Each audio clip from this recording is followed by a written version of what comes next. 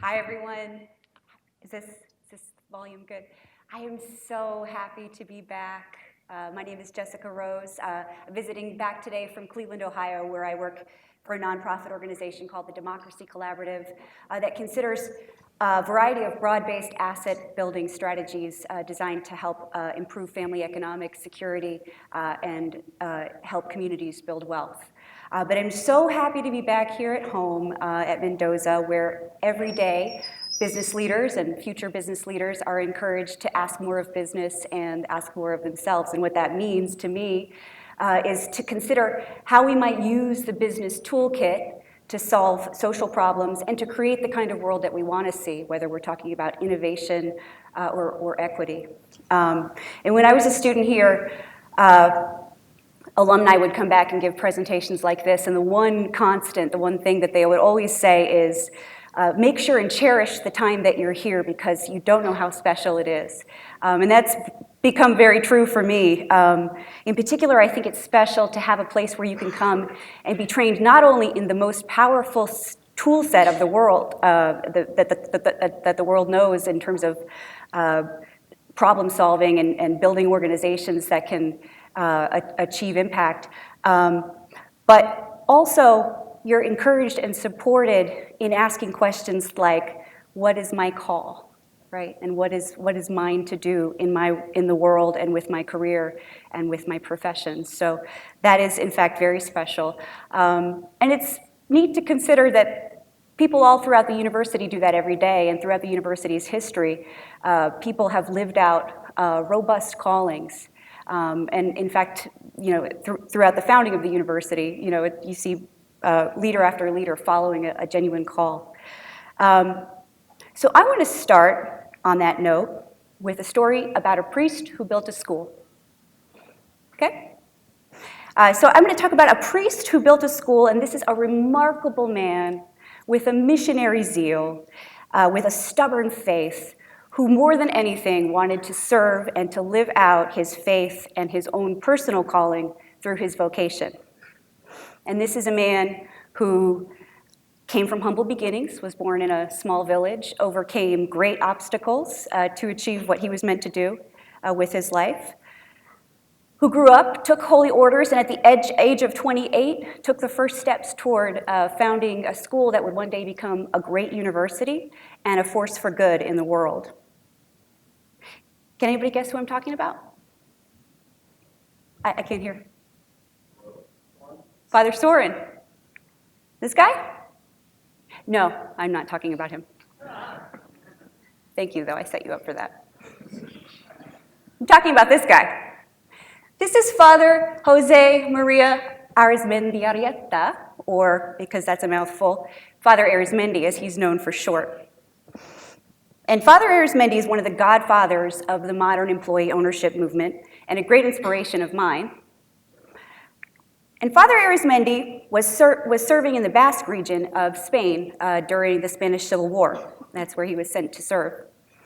And for those of you that don't know, the Basques are an indigenous people in Spain and an ethnic minority. And during the Spanish Civil War, they fought against the nationalists and Franco. One reason was because they were promised independence by the social democratic government if they were successful. And so there's always been a strong separatist thread, and so they were fighting for their independence. But unfortunately, their side was not successful. And so when Franco won, the Basques were then treated as an occupied territory. And they were marginalized in many, many ways, including economically. So Father Arizmendi, he's 28 years old, he's serving in this region, and he's seeing tremendous suffering among his congregation and his community. And he says, we got to do something about this. People need a way to provide for themselves. People need a way to find dignified work. So here he began his journey toward becoming a social entrepreneur. And the first thing he did was that he founded a school. And the school was called the Professional School, and it was a trades training program to prepare young people for careers. But Father Arizmendi found that it wasn't enough. Hi, Jim. Hi. It wasn't enough to train people for careers. They needed actual jobs. And not only just jobs, but a way to build real wealth. and a way to control their economic destinies that couldn't be just taken away from them, at the whim of a controlling power. So, in the 1950s, Father Arizmendi selected 5 of the most awesomest students from the school, and they founded a manufacturing company called Ulgor, which is an acronym for the first letter of each of their last names. Now, Ulgor was set up not just as a regular for-profit firm, but as a firm with a special ownership structure. They set Ulgor up as what's known as a worker cooperative. Because Father Arizmendi didn't just want to create jobs and put a Band-Aid on the problem, because he cared about building wealth and stabilizing the region, he knew that these firms had to be not just employing the people from the community, but actually owned by and controlled by those stakeholders. So he set them up as worker cooperatives, and they founded the first factory with 24 people. Okay, nerd break. What's a worker cooperative? That's important for this discussion. So just for purposes of definition, a worker cooperative is a for-profit business like any other, but it's one in which employees own all the voting equity. And it's one in which employees own all the voting equity on a one worker, one vote basis. So everybody that works there gets to own one share of stock, and that gives them one claim on the residual surplus profits of the business, and one vote or indirect or direct vote in the decisions that the company makes. In the US, worker cooperatives, there's about 400 of them, and in many states, it's like an actual legal entity, like an LLC or a corporation. You can structure a firm as a worker cooperative. And by statute, it has that one worker, one vote equity ownership structure. Many of the worker cooperatives in the United States draw their inspiration from the Mondragon cooperatives founded by Father Arizmendi. And among the 400, there are little tiny ones with just a few worker owners, up to worker cooperatives with like 2,000 worker owners, like Cooperative Home Care Associates in the Bronx. But I digress, that's the nerd break. Now you know what it is. So back to the story. So Father Arizmendi and his band of bandits formed Ulgor, and within a year, they had 117 worker owners and had purchased 2 additional foundries. And they continued to build on that. Some of the cool things that they built into the structure of this firm is that in addition to the firm being owned by the workers and controlled by the workers, it paid back into a reserve that was intended to finance the formation of additional new worker cooperatives. So they grew and grew as a network, and by 1964, they had 27 cooperatives and were employing about 2,600 worker owners.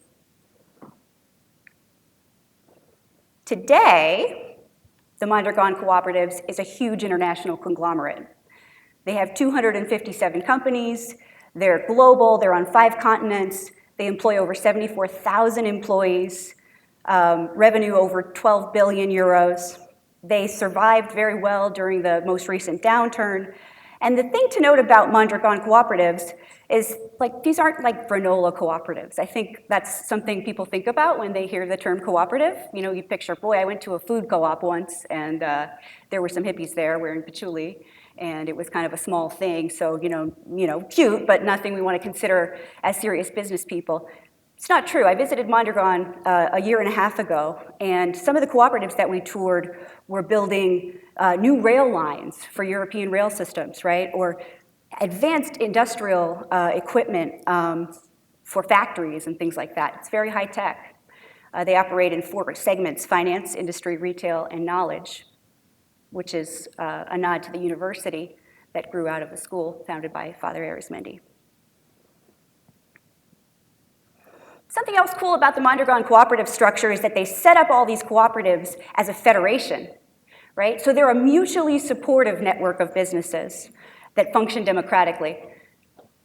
This is a little wonky, but suffice it to say, if you're a worker owner and you're an employee at a Mondragon company, you not only get to participate in governance of your firm by electing board members from among your fellow worker owners, but then those boards get to send representatives to a Congress, and on it goes.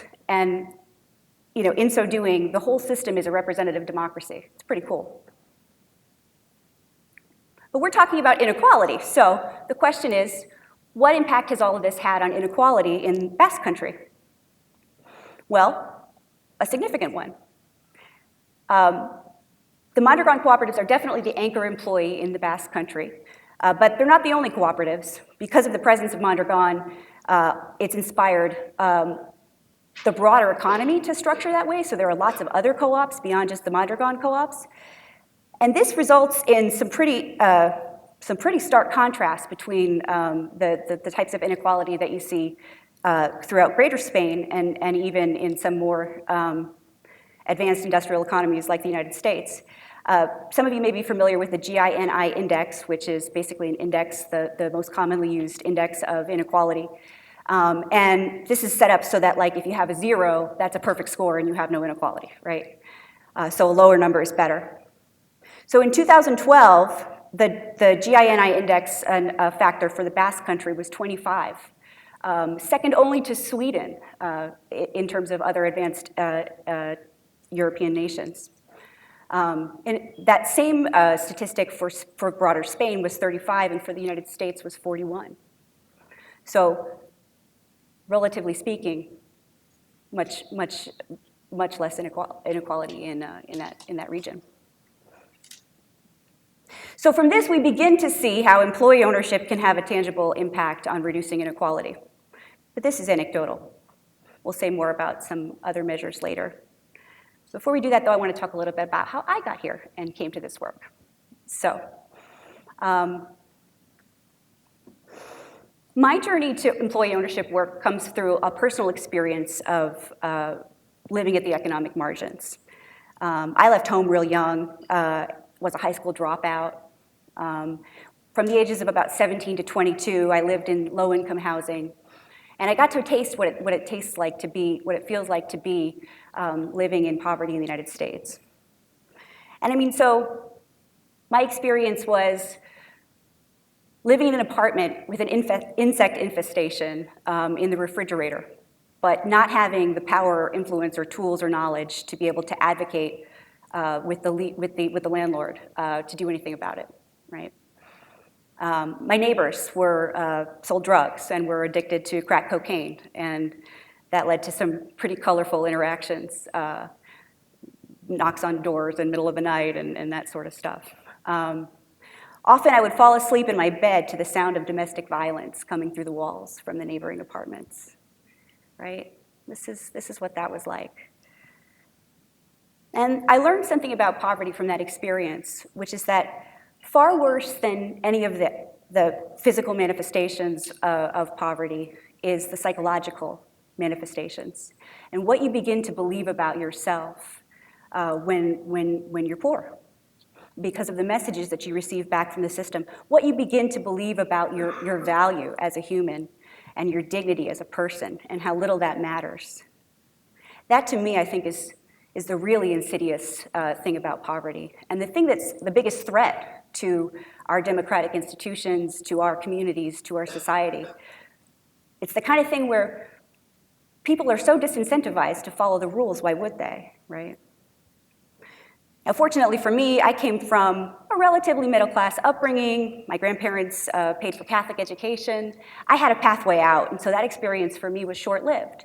And I went from GED to community college to a very nice liberal arts school where I earned a bachelor's degree. But I can remember sitting at graduation and looking around at my peers and thinking, I don't think there's a lot of people who've had the experience that I've had and who've come to the point where they now have a chance for a better life and to do something impactful. And so it was at that moment that I knew that it was my call to use my privilege to work to promote economic equality and economic justice, as I call it. So at that point, I knew the what of my calling, but I didn't know the how. And I spent my 20s trying to find what that how was. How might I achieve those goals? How might I live out that purpose? And so from there, I tried about everything. I had little after-school music program for kids. I was a teacher and a micro-entrepreneur. I really liked being a teacher because you could work one-on-one with young people and see the difference that you made in their lives. You know, but it felt kind of small. It felt like it wasn't doing anything really to address any of the root causes of the things that I was seeking to solve. And so I always questioned whether that was the right fit. So in my spare time, I got involved experimenting with some other things. I was an activist. Here's me doing activist-y things. Yeah, this was a parade that I was leading with my bullhorn there. And activism led to campaign organizing. So I had some cool experiences, and I was pretty good at it. Really good at it, actually. I also got involved with local business and arts organizing, trying to knit together the local business community, the local arts community, in a way that they could be mutually supportive. I was a leader of a nonprofit trade association for a while. We started a big service learning program, served seniors and other marginalized folks in our community, and that was cool. I even managed a rock band. We were kind of like an anti-consumerism band. We were going to change hearts and minds and inspire people to a different way of being. But all of these experiences left me very frustrated because time and time again, I worked with wonderful people who had a perfect analysis and could name the problem, but were relatively powerless to do anything about the conditions that created it, right? They were financially illiterate. They weren't good at building organizations. And we were so resource scarce that people burnt out, or they had to take other jobs because they had kids, right? These were not effective ways of promoting economic equality or really solving any of the social issues that I cared about. So I started searching. I began a process of vocational discernment, which sometimes looked like journaling or meditation or prayer, and sometimes looked like saying, God, what is it? I know there's something. It's not this. What is it? And that went on for a while, until finally I found what it was. One night I was drinking in a bar with an activist friend of mine, and I was, I'm sure, complaining about my frustration. And the man said to me, you know what you'd really be into? Because you're so focused on finding scalable, sustainable solutions to social problems, you ought to go home and read about the Evergreen Cooperative Initiative in Cleveland, Ohio. And he told me this was a network of cooperative businesses which had just started in Cleveland, and they were forming companies that were worker-owned, located in disinvested communities of Cleveland, and hiring from those communities some of the people with the greatest barriers to employment that the city had. For example, former incarceration, low literacy, low skill. And they were setting these companies up just like Mondragon had, as worker-owned, as part of a network that was mutually supportive. And it was a great experiment to see, could they move the needle on inequality in Cleveland and in the lives of individuals? So I did. I went home and I read about it. And then I fell in love, because this really pointed to the type of scalable and effective and sustainable solution that I had been looking for. The thing about employee-owned business, right, is it's not charity and it's not an after-the-fact intervention.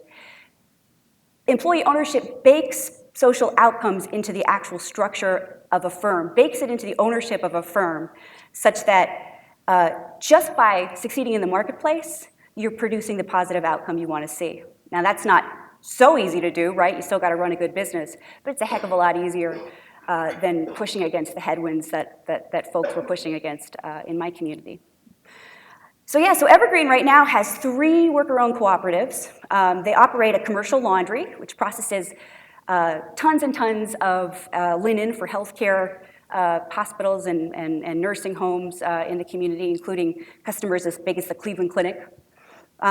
They operate a hydroponic greenhouse, but I'm talking like not little greenhouse like urban farm, but like 3-acre greenhouse in the inner city, producing millions of heads of lettuce per year and supplying to companies as large as like Nestle and other large food distributors. And they have an energy efficiency subcontracting business, which does LED retrofits, solar installation, and things like that. Their commercial laundry, for example, was founded in 2009 They operate 2 plants currently in Cleveland. They just expanded in the last year to a second site because they were so successful. They have clients like Cleveland Clinic, university hospitals, all other hotels and nursing homes throughout the area. And they employ 150 individuals from the community who fit the profile that I described of barriers to employment. And they offer those employees wages, benefits, and working conditions that are above market. They're able to do that because there isn't such pressure from external shareholders to extract. And about half of their 150 employees are worker owners who participate in governance and profit sharing. In fact, last year, 2018, they generated about $200,000 of surplus profit that gets distributed across the worker owners. So it's pretty cool. Across the portfolio, Evergreen has 211 employees, 115 are worker owners, 55% formerly incarcerated, 85% people of color.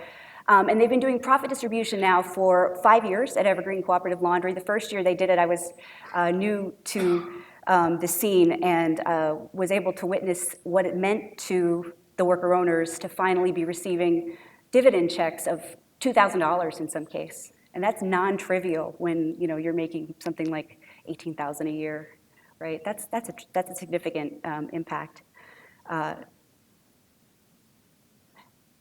And through the Evergreen network, there are community stakeholders and nonprofit folks and others who bring other resources to the table.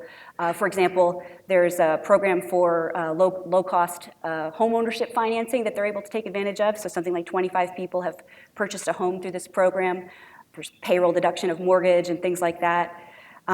They also have a payday advance alternative, so people don't go to the sort of predatory lending spots in the community.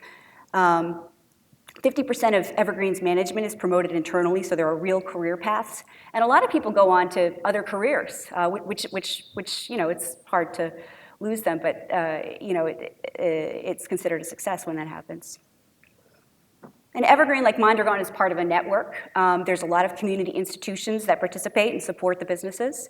So, for example, some of the large institutions, the anchor institutions, universities and hospitals are customers and serve on boards for the cooperatives.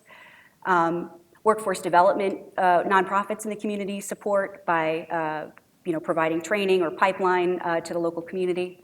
And so it's deep, it's part of a network. But all of that really isn't what's important to me, right? Because we're talking about the psychological impacts of poverty. That's the thing that I'm driven by. That's the thing that I remember. That's the thing that we need to heal in order to really know we're doing our job right. And so I put a couple quotes here from some of the worker owners of Evergreen who are friends of mine. Through ownership, and Chris Brown here has the first quote. He's a former worker owner who went on to a really great job as in the trades after his time at Evergreen. And Tamika Thomas, who's a current worker owner. You can see that ownership of these firms means so much in their lives, and I think they tell it best. So anyway, back to the story. I learned about the Evergreen cooperatives and employee ownership, and I was sold. That was what I wanted to do with my life. And so that's what led me to Notre Dame and to Mendoza, and ultimately to a job with the Democracy Collaborative, where I'm privileged to work with the Evergreen cooperatives and other great employee-owned firms every single day. And I get to talk about my passion for employee ownership all across the country, including with groups like yourself, and help people think about how to see themselves in this work, and hopefully promote that there may be a part for some of yourselves to play. But we'll get into that more later. So, more about employee ownership and inequality. So first, let's talk about the problem. We have a problem with inequality. I think we've probably all heard the wealth concentration statistics that are out there, the 1% and all of that. 400 of the richest Americans own more wealth than the bottom 204 million Americans, that sort of stuff. Those are startling. I'm not so animated by those, though. Again, to me, it's about the personal stories. And so I picked out a few here that really stand out to me, including that 47% of Americans can't put together $400 for an unplanned expense, like an emergency. That's a flat tire, right? That's missing a week of work because you got the flu. 47% of Americans can't put together $400. Can you imagine the chronic stress? Can you imagine the impact to families? Can you imagine the impact to communities and schools, right? I think it's important to reflect. Because from the perspective of many working people, the American economy is just not delivering on the promises that it once did. And this golden era of stable jobs and rising incomes is a distant memory for some of us, and it's something that a whole generation of workers today maybe doesn't even relate to or know or remember. And the trend is going in the wrong direction, right? These are fancy graphs that just show, income for the lowest and the middle earners in America have been relatively stable over the last 50 years.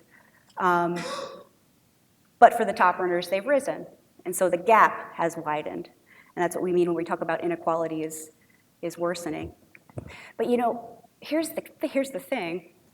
So not only is this a moment when the urgency of the problem is greater than it's ever been, when the trend is going in the wrong direction, when inequality is worse than it's been, but we're also at a moment historically where sort of all the traditional tools that we used to use to address the problem just aren't as effective as they used to be, right?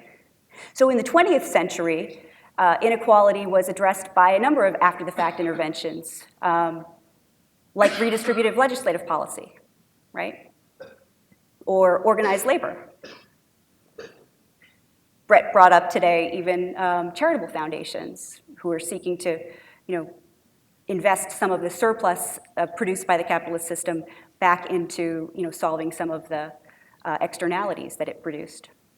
But those traditional avenues aren't working like they once did, right? The power of organized labor has declined, because in a globalized marketplace, that model just isn't as viable as it once was. And I don't have to probably argue to anyone here, it's non-controversial that the federal government is not effectively addressing inequality. In fact, most of the time, it's quite often it's gridlocked, right? So they're not moving the needle. But here's where I think we come in, right? Business leaders and entrepreneurs, we're the type of folks who we look at a stuck market condition like that, and we don't just say, oh, throw my hands up, it's stuck, right? We're trained to look for the angles. We're trained to look for new creative ways of solving problems, and we have a different set of tools. One of my favorite terms from the Silicon Valley entrepreneurship scene is we need a hack, right? Talk about we're gonna hack this industry, or we're gonna hack the currency system, or hack meaning let's sort of find a way through that wasn't there before, something creative, something maybe even subversive. So I think we need a hack for inequality. Something that works with the tools we have and leverages the tailwinds and market conditions that are present now to try new ways of addressing the challenge. And I'm convinced that employee ownership represents that hack, because it leverages capital and firm structure rather than social programs or after-the-fact interventions to achieve the goals. And it offers us a chance to build a stronger and more just economy at a time when traditional avenues don't work. So, by definition, what do I mean when I'm talking about employee ownership? So employee ownership can look like it looks at Mondragon or at the Evergreen Cooperatives, but it can look a lot different too. Broadly, employee ownership just means when workers own the firms that employ them, they can own part of the firm or the whole firm, 100%. It can be a minority share, a minority stake or a majority stake.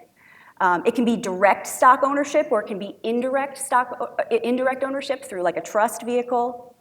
And there's multiple structures that are well established and well supported by professional services infrastructure that make this possible. We talked about worker cooperatives. That's direct stock ownership. That's one worker, one vote. And in worker cooperatives that are small, governance usually happens kind of, direct decision making, like everybody gets to vote on everything. But with larger worker cooperatives, when you get past 10 or 15 or 20 people, that's not viable. So in those cases, governance is usually through election of a board. But those are worker cooperatives. And like I said, there's about 400 of those in the US, so not a whole lot, but they're growing. The most common form of employee ownership in the US is through employee stock ownership plans, or ESOPs. Do folks know about ESOPs? Have we heard about? And I see even some faces. ESOPs have had a little bit of a rocky history over the decades, but today they're very well regulated and very well established. I think the industry has kind of ironed out some kinks that were there before, and they're thriving. An ESOP is when employees own a business through a trust that's technically a retirement trust, and so the trust owns the business contributes profits and shares into the trust, and then upon retirement, employees can withdraw their equity through that vehicle. And some people who talk about employee ownership also include equity compensation plans in this, and I think that's fair. I think we're talking about a continuum of more or less employee ownership, more participatory or less participatory, but all of it's better, I think, than concentrated ownership. Employee ownership is established. In the US today, there's about 7,000 employee-owned firms. Most of those are ESOPs. And that employs about 10.6 million employee owners. And if you're just looking at firms where there's a significant amount of employee ownership, like 30% or more, then you're talking about 1.7 million employee owners in the US. And these are firms that are operating in every state in the US, at every size, in every industry segment. And every day, people shop at employee-owned businesses and don't even really realize that they're doing so. I've got some famous examples on the screen. Has anybody been to a Wawa convenience store or a Publix supermarket? Wawa and Publix are good examples because they each have a bit of a cult following. I'm from Florida. We had Publix. People love Publix. People love their Publix birthday cakes. Yeah? I'm sorry? Chicken tender subs, that's right, yeah. Publix chicken is, and I didn't even mention that one, but that's what people really love. And Wawa, the same thing, people line up when they open new Wawas. Part of that is because these firms boast some of the most engaged employees among their peers in their industries, and that's been measured. And then those engaged employees go on to promote happy customers, and so these companies are thriving. And then, of course, the one in the middle, if you've ever drank a Fat Tire ale, you guys don't drink, though, here at Notre Dame, but if you did, you may come across that. That's actually owned by produced by a 100% employee-owned company, New Belgium Brewery. So those are some examples. But you don't even realize these are employee-owned firms because they act like any other for-profit company. Every day, they think about how to serve their customers and how to create value for their shareholders. It's just they have different shareholders, right? And so when the company does well, it benefits a broader group of people, and I think that's exciting.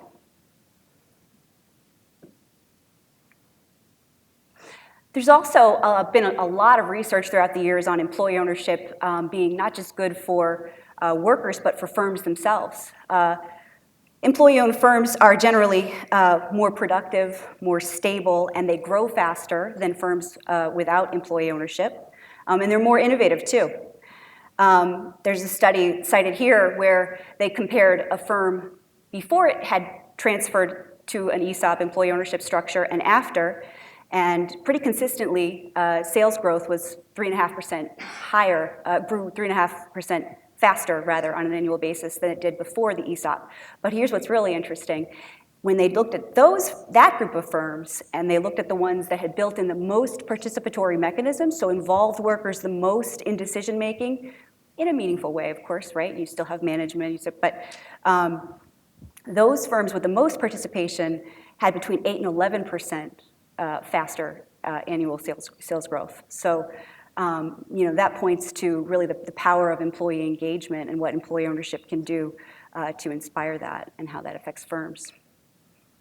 Employee ownership Nobody hates employee ownership. It's a bipartisan strategy. Some of the biggest proponents of employee ownership over the years have been Republicans. There's a quote here from Ronald Reagan, who was probably the best friend that employee ownership ever had, according to a lot of folks I know who go way back.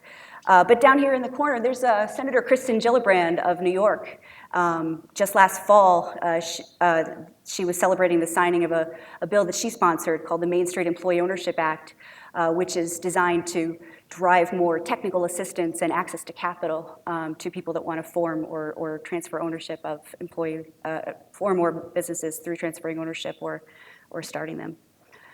But most importantly for this conversation, employee ownership is demonstrated to combat inequality, right? So Mondragon's a good anecdotal example.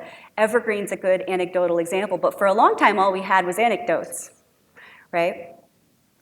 But about a year and a half ago, the National Center for Employee Ownership released a study that was funded by the Kellogg Foundation, in which they actually compared for the first time what is the impact of employee ownership on workers. And in a survey of workers ages 28 to 34, they found that workers at employee-owned firms had 92% higher household net worth, 92, 33% higher wages, and 50% greater job stability than their peers at benchmark firms with traditional ownership. So I don't know what else you need to know. I spend a lot of time considering the question, if employee ownership is so great, why isn't there more of it, right? 7,000 is not nothing, but it's not a significant portion of the US economy, as I believe it should be and could be. So I think about that a lot. But what's interesting is that this moment that we're in is unique, probably once in a lifetime, probably more like once in many lifetimes. There's a unique opportunity to actually change the growth curve and drive uptake of employee ownership for a few reasons. You know, one is that just the urgency around inequality kind of opening folks up to new solutions. But another one has to do with what we're calling the silver tsunami, right? So there are 76 million baby boomers who are going to reach retirement between 2012 and 2030. And among those are about 7 million owners of private businesses. And then conservative estimates say at least 2.3 million of those are likely to want to transfer ownership in the next 15 years.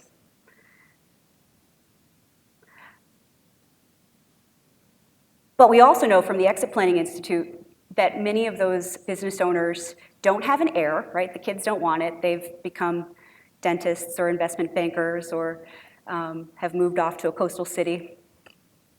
Maybe they're hacking things in San Francisco. So there's no heir, and fewer than 13% of them have an exit strategy in place at all, right? So what's gonna happen to all these businesses when folks approach retirement, they need to transition ownership? What's gonna happen? Well, one option is maybe some of these businesses will find a buyer through the traditional M&A space, right? Private equity, strategic acquirers. That's fine, but also not so great from the point of view of communities who've already experienced disinvestment or of workers, because transferring ownership in those ways makes them more likely to leave the community or to consolidate. Some of those businesses will have even fewer options. Maybe there won't be a buyer, right? But if a fraction of all of those businesses that are going to need to transfer ownership were to consider employee ownership and were to find that an employee buyout were a fit, that could create a significantly different outcome for workers, for families, and for the owners themselves. Because the thing about employee ownership as a succession strategy, it's usually as attractive as any other strategy, and sometimes more attractive. You know, you can still get a fair market value for your business. You can still make sure your family can access the wealth you've built over the years. But in addition, you can reward the people who've helped you become successful and leave a legacy. And that's attractive to a lot of people. So we're thinking a lot about how to take advantage of this moment and this opportunity. We know employee ownership can make powerful impacts on economic inequality. We know that we have a once in many generations opportunity. And so the time is now for employee ownership to grow and expand. But the question is, like, how?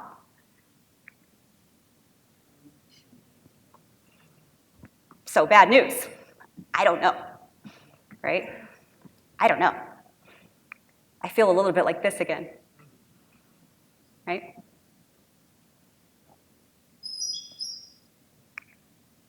But then I look at examples of people that have, social entrepreneurs who've innovated in this space before and what they've been able to achieve and how they probably didn't know what they were doing either. And that keeps me going because it's worth it. It's worth it. If we try and we fail and we try again and we succeed, these are, there are millions of people's lives who can be benefited from this. But I actually think the question of how is really a call for business leaders to maybe see themselves in this work and be mobilized to helping to solve some of this. Because the thing is there are a lot of people that like employee ownership, and I meet them every day, and sometimes they call me and want to talk my ear off about what they would do. But most of these people, many of these people, are not business people. They don't know how to organize firms and make them competitive. They don't know how to help them operate efficiently. They don't know how to start them and get them off the ground. They don't know how to find the capital and pull it together to make these ownership transitions happen. And so there's a lot of interest, but not a lot of skill there. It's a little bit like when I was back as an activist, noticing that the people I worked around had the best ideas and the biggest hearts and the best analysis, but lacked the tools. But who doesn't lack the tools is all of us, right? This is our forte. We're trained to be entrepreneurial, to be innovative, to solve organizational problems, to meet market problems with creativity. And so, it's our community, I think, that is called to think about this and to think about the how. But I'll share with you, before we close, a few examples of how some people are addressing the scale problem, or the scale challenge, or the scale opportunity. So one thing that people are excited about is franchises, right? Especially for small businesses, which are such an important segment of the market. They create a lot of mainstream type jobs, but they can't support the type of executive leadership salaries that would bring people like you or I to the table. But franchises are a way that people with business training can really make an impact. Like the Arizmendi Bakery, they've developed an operational model, a book of standard operating procedures, a brand. They've refined over the years how to operate fast casual bakeries in San Francisco that produce award-winning pizzas and breads and pastries. But rather than expand their business and just open more and more locations, they decided to turn it into a cooperative franchise. And so as part of their franchise packet, you not only get access to all of the business development resources that can help you operate an Arizmendi Bakery, like the name, by the way. That's a tribute to our friend, Father Arizmendi. Not only do you get access to all those resources and access to capital through financing sources that the organizers put together, but you also get information on how to set up a business as a cooperative. What do the bylaws look like? What does participation look like? What does engagement look like? How do you train workers to be powerful leaders in their own companies and to make business decisions? So that's pretty cool. And they've got right now 5 franchise co-ops, so there's 6 total locations throughout San Francisco. And so franchises are a cool way that folks can get involved in driving the formation of new employee-owned businesses or worker cooperatives. People are also really excited about anchor institutions. So this is like trying to get at the demand angle. So there are a lot of large nonprofit institutions like universities and hospitals which operate, they have huge supply chain programs, and very often they have diverse supply chain goals around sourcing from minority-owned businesses or woman-owned businesses or local businesses. So there's a big push right now to try and add employee ownership as a consideration in those supply chain strategies. The idea being that it would incent more companies to become employee-owned or to transition to employee-owned if sort of all that contract revenue were on the table. So people are excited about that. And my favorite is the theory of change that talks about capital as an agent to drive scale of employee ownership.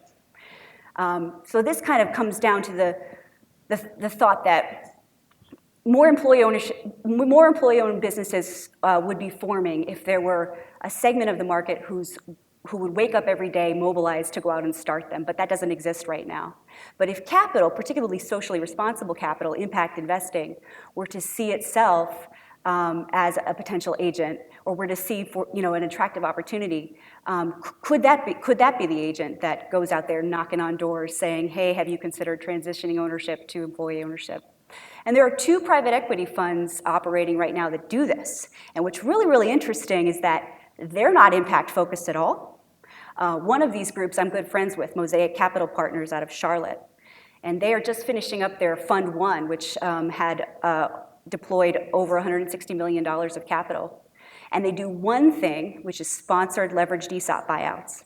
So they go and they find businesses, they put a capital stack together, they transition them to ESOPs, but like private equity, they hold them for a period, and then there's an exit at the end. And they've been able to generate market rate returns doing this, like private equity level returns, and create thousands of employee owners without even trying to do social impact. So they kind of like backed their way into social impact. And it's really, really interesting. And they're involved with a project that I'm involved with, which is a new, tinier version of this, the Fund for Employee Ownership that has just come out of the Evergreen Cooperatives. Evergreen has just launched the Fund for Employee Ownership. They're calling it a mission-driven investment fund that enables business owners to access the value of their companies that they've built while ensuring that their employees thrive. And their motto is acquire, convert, support. We acquire great companies, we convert them to employee-owned, and we support them in the broad network of the Evergreen portfolio over time. And this is their new sort of 2.0 version of how to grow the portfolio. So rather than starting new companies, let's take existing stable businesses and turn them into co-ops. So that's pretty exciting. We'll see if it happens. We have one investor right now. We've got $5 million, and we're focused on Cleveland, so wish us luck. But we did get a write-up in Cranes, which I thought was pretty cool. So lots of ways to get at the scale question, but the reality is nobody knows. But I kind of feel okay with that. I think about Father Arizmendi, I think about times in my life, I think about the questions that people here are pondering every day about calling and about how to use the business tool set to address social challenges. And I'm kind of at peace that we don't know, we may not know now, but that doesn't mean we won't know ever. No one knows what they're doing. But in case it's not obvious, this has been an invitation, right? I think there's a real role at this moment for people in our community to get involved. And so if that's something that moves you or you feel called toward, I'm available to answer questions and to collaborate. Thank you very much for letting me share my passion with you.